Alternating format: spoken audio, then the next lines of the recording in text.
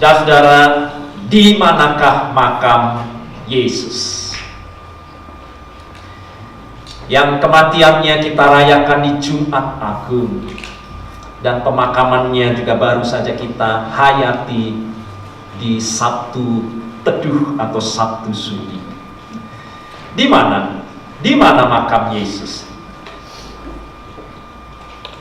Sampai hari ini kontroversi, terus menjadi perdebatan, tidak diketahui dengan pasti dan tidak dapat dibuktikan. Mengapa, saudara? Saya rasa kubur yang kosong menjadi tidak begitu penting dibandingkan dengan makam di mana terbaring tubuh jenazah di dalamnya. Sejak awal kubur Yesus kosong, dan itu sebabnya kehilangan makna dan artinya sebagai makam. Berapa banyak saudara yang sudah ke Israel? Selain saya tahu Pak Arman ya, dan Ibu. Dan saudara akan dibawa ke tempat ini dalam ziarah di Yerusalem, dan ini yang dikatakan sebagai makam dari Yesus. Jadi dikenal sebagai taman makam. Namun sesungguhnya saudara, sampai sekarang letak makam Yesus tidak diketahui dengan pasti ya. Ini hanya semacam dugaan yang tidak dapat dibuktikan. Dan saya mengajak saudara untuk merenungkan dimanapun bekas makam Yesus itu yang masih banyak menjadi bahan perdebatan. Namun kita lihat yang pasti ada begitu banyak makam yang lebih megah dan istimewa dibanding dengan makam Yesus Juru Selamat, atau makam di mana tubuh Yesus pernah diletakkan di tempat itu. Di Mesir, saudara, kita dapat temukan peristirahatan raja-raja, para Firaun yang termasyhur terbaring. Mereka dibuat dibalsam sebagai mumi dan ditaruh di makam yang luar biasa, yang memamerkan kekayaan, kemewahan, makam-makam yang dirancang sedemikian artistik dari para raja.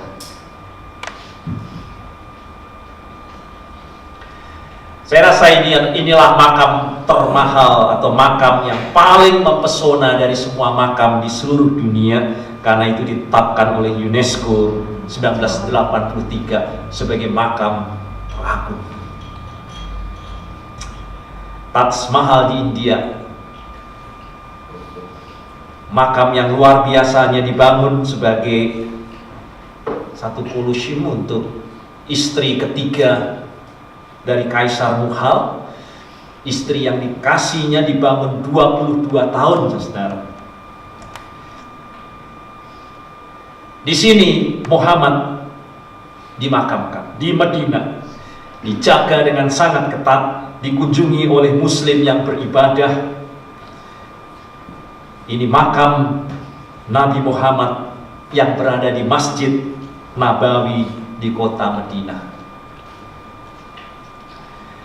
Luar biasa juga kita lihat bangunan ini,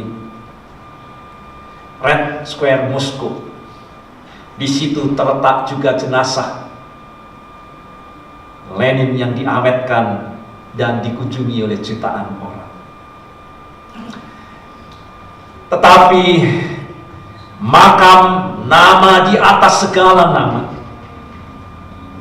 yang di dalamnya bertekuk lutut semua yang ada di langit, yang ada di atas bumi, dan yang ada di bawah bumi, tidak diketahui dengan pasti dan tidak dapat dibuktikan sampai sekarang.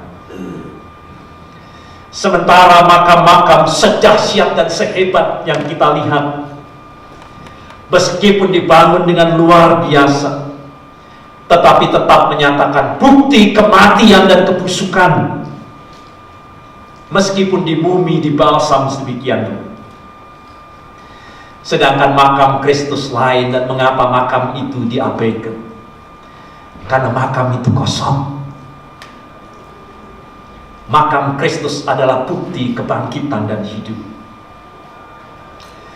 Dan hari ini kita mendengar kembali tantangan malaikat Tuhan pada waktu murid-murid kecewa, menangis dan mengunjungi kubur Tuhan Yesus. Dan malaikat Tuhan berkata, "Mengapa engkau mencari yang hidup di antara yang mati? Dia bangkit dan dia hidup." Walaupun masih ada para pengejek yang meragukan, dan bukan hanya meragukan tetapi juga terus menyerang iman Kristen, mereka-reka dari setiap masa dan setiap era, saudara baca dalam sejarah, selalu ada mereka yang menamakan dirinya profesor, mereka mereka-reka mengenai makam Yesus, dan yang terakhir adalah makam Talpiot yang dikatakan itulah makam Yesus terbaring bersama dengan istrinya dan anak-anaknya dan seterusnya. Sempat memang membuat heboh, tetapi juga tidak ada bukti di dalamnya. Itu hanya menjadi bukti bahwa kebangkitan Tuhan, sebagaimana kematian Tuhan, juga dipenuhi dengan ejekan. Di mana bukti kehidupan yang akan datang? Di mana terletak bukti kebangkitan? Itulah naluri dari banyak orang untuk terus mencoba untuk mereka-reka makam dari Tuhan yang ada tubuh Tuhan Yesus. Karena mereka tahu bahwa orang Kristen, buat orang Kristen, kebangkitan dan makam yang kosong itulah inti dari iman kita. Tanpa kebangkitan kita tidak memiliki apa-apa. Jadi mari kita kembali kepada hal yang umum mengenai sejarah. Para ahli sejarah menerima suatu peristiwa sebagai peristiwa yang benar-benar terjadi pada masa lampau. Apabila peristiwa itu, saudara, memperlihatkan serangkaian bukti-bukti kebangkitan disaksikan di dalam Alkitab. Ratusan orang dipakai Tuhan dalam kesaksian dalam perjanjian baru yang melihat dan mengalami Kristus yang bangkit, berbicara dan bahkan makan, dan bahkan ada yang menyucukkan jarinya di bekas-bekas luka dari Tuhan Yesus. Mereka yang berlutut di hadapannya dan menyambut Dia yang bangkit sebagai juru selamat. Dan kalau semua yang dicatat itu, semua yang bersaksi mengenai kebangkitan Tuhan itu, yang memberikan bukti kebenaran kebangkitan,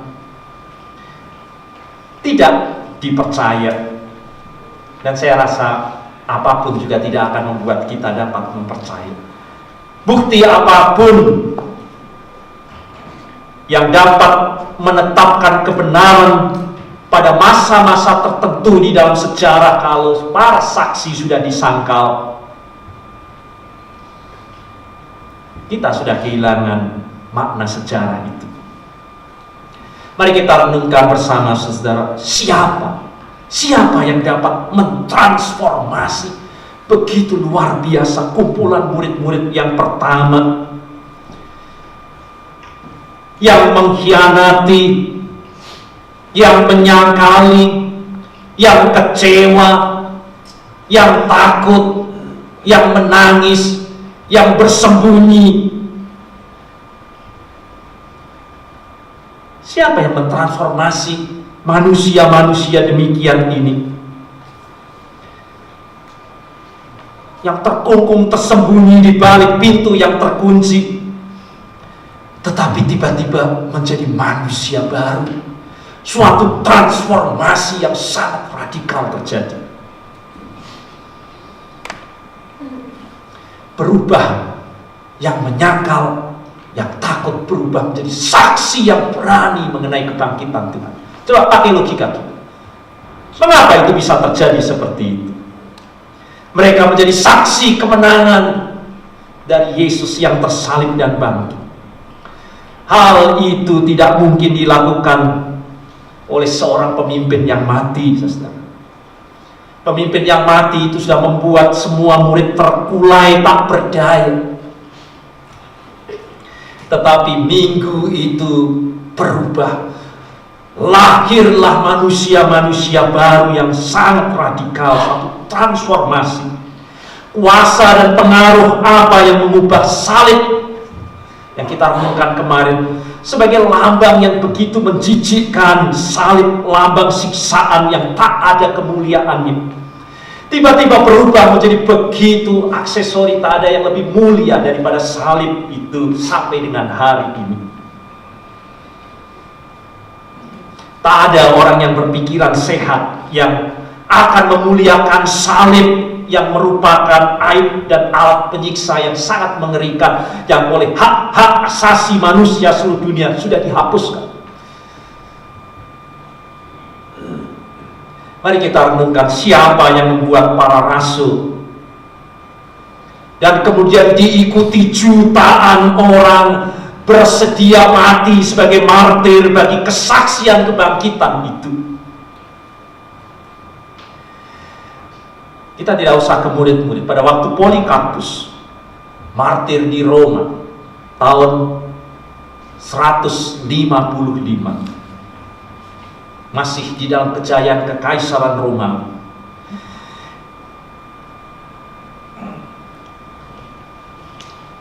dia diminta untuk menolak dan menyangkali Kristus dan menyembah kepada kaisar.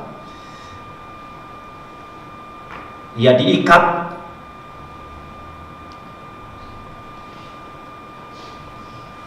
dan dibakar sedemikian rupa. Tetapi sebelum dia mati, Polikarpus berkata, selama 86 tahun ia yang hidup di dalamku tidak pernah mengecewakanku. Bagaimana mungkin sekarang aku mengecewakan dia yang bangkit dan hidup di dalamku? Dan Polikarpus dibakar dengan memuji Tuhan. Saudara, Yesus yang mati tidak akan menghasilkan para martir, tetapi kebangkitannya itulah yang menghasilkan para martir yang rela berkorban tanpa melawan. Kalau Yesus tidak bangkit dan kuburnya ada di satu tempat, seperti yang terakhir dikatakan, ini adalah makam Talpiot, makam daripada Tuhan Yesus, berjajar-jajar dengan saudara-saudara dan famili, dan bahkan dikatakan juga anaknya ada di situ. Saya rasa sudah sejak awal Mahkamah Agama Yahudi tidak perlu untuk repot menyuap tentara Romawi sambil menyebarkan dusta. Mereka cukup menunjukkan ini jenazah Yesus. Selesai. Di tengah-tengah begitu banyak para martir diadu dengan singa, dibakar dengan hidup-hidup, dan mereka rela untuk hidup demi Kristus. Pemerintah Romawi sangat sederhana tunjukkan, ini makam Talpiot, makam Yesus. Selesai, tidak ada martir lagi.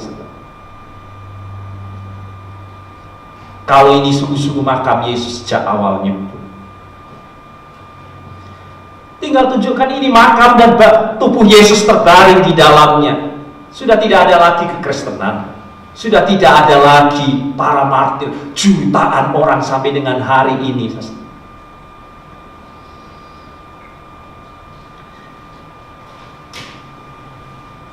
Yang pasti kita dapat lihat terjadi transformasi, perubahan yang luar biasa di dalam diri murid-murid yang takut, yang bersembunyi, yang menyangkali, tiba-tiba berubah menjadi saksi yang heran dan bahkan siap menjadi martir dan mati bagi Tuhannya.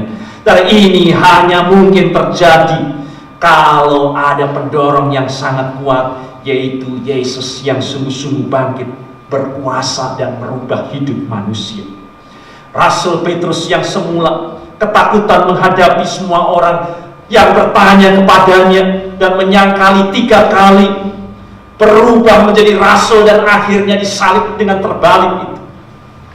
berbicara lantang. Kita baca di Kisah Para Rasul pasal yang keempat, di depan para mahkamah agama yang sebelumnya hanya ditanya rakyat jelata saja sudah ketakutan dan menyangkal, tetapi Petrus kali ini tampil dengan lain. Dia membela dan mengatakan Yesus yang bangkit itu di depan para mahkamah agama. Rasul Paulus yang membunuh Stefanus merancang dengan rejam batu itu dan menganiaya orang-orang Kristen dan mentertawakan Yesus. Tetapi dia berjumpa dengan Yesus yang bangkit, Yesus yang hidup itu.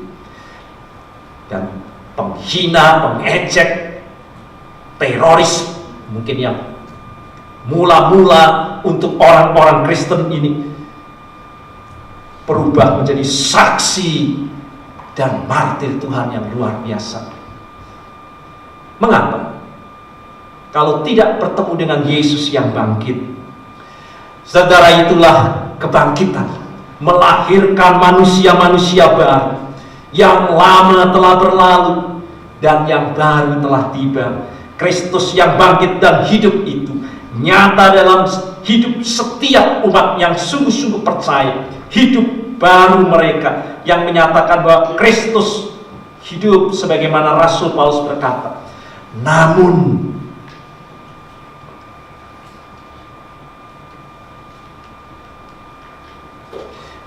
aku hidup, tetapi bukan lagi aku sendiri yang hidup, melainkan Kristus, Dia yang bangkit itu yang hidup di dalamku. Dan inilah bukti kebangkitan yang paling hakiki, lahirnya manusia baru.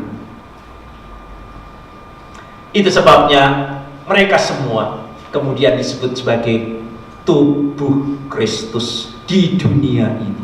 Kita semua adalah tubuh Kristus yang kelihatan di dunia ini untuk membuktikan bahwa Kristus itu hidup, manusia baru di dalam Tuhan, ciptaan yang baru, manusia yang mencerminkan Kristus. Dia yang hidup, memberi hidup yang baru kepada umat manusia. Ia memberi kehangatan kasih, kekuatan, dan semangat baru kepada setiap orang yang sungguh-sungguh percaya di dalam kebangkitan Tuhan itu. Mereka mengalami Kristus yang bangkit itu. Fajar baru Paskah, berkah dan kegelapan dihalaukan dalam kehidupan manusia. Terus sepanjang sejarah sampai dengan hari ini, orang yang lemah dikuatkan, mereka yang ragu-ragu diberi kekuatan yang baru, tangisan dan kesedihan diganti dengan kegembiraan dan sorak-sorai. Dan sudah dapat lihat, hanya ada satu yang hidup, yang memampukan semuanya itu. Bahkan yang mustahil sampai dengan hari ini dapat dimungkinkan terjadi dalam kehidupan ini. Yesus yang bangkit mentransformasi hidup manusia menjadi baru, menjadi manusia yang baru.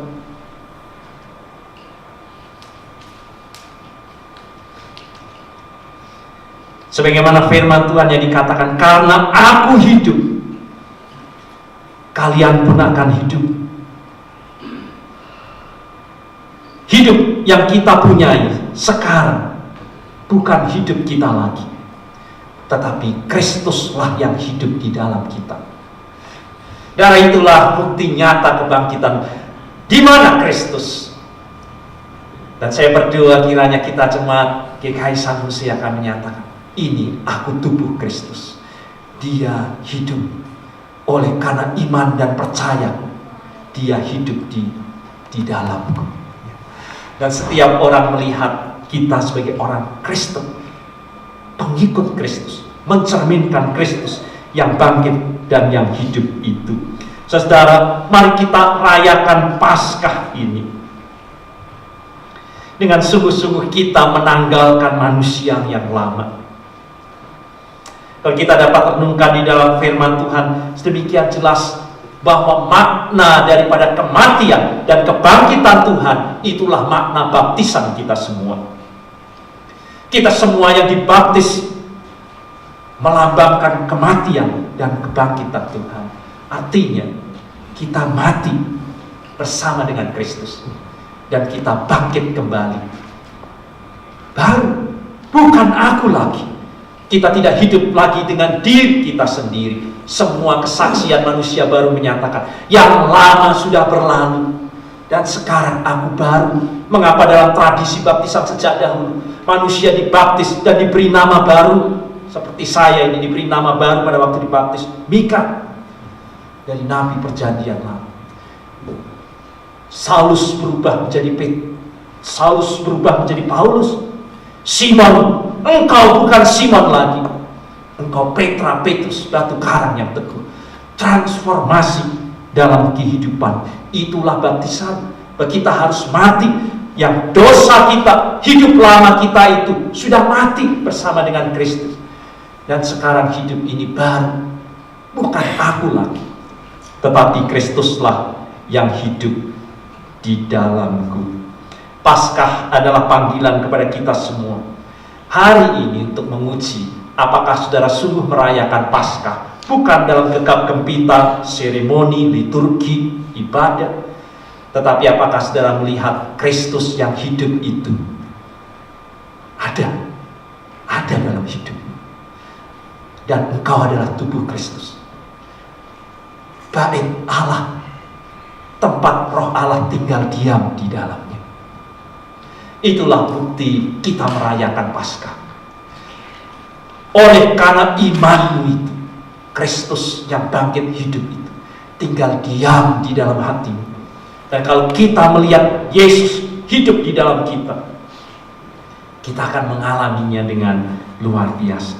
Dalam terang Paskah dan dalam kuasa kemuliaan kebangkitan Kristus, biarlah Roh Allah membawa hati kita, bukan hanya ada pada jaminan sebagaimana Dia mati dan bangkit, menjadi jaminan buat kita semua untuk peroleh hidup yang kekal di dalamnya,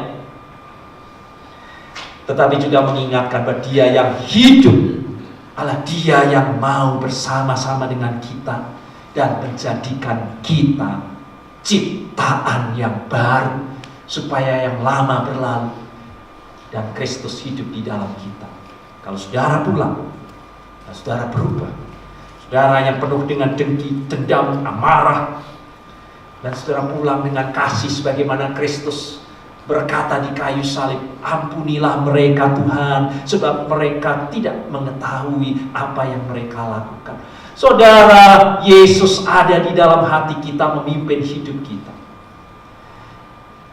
Kalau dalam hidup kita ini selalu berpusat kepada diri kita sendiri, dan saudara pulang dan berubah oleh karena iman dan percaya saudara sedang merayakan Paskah yang sejati.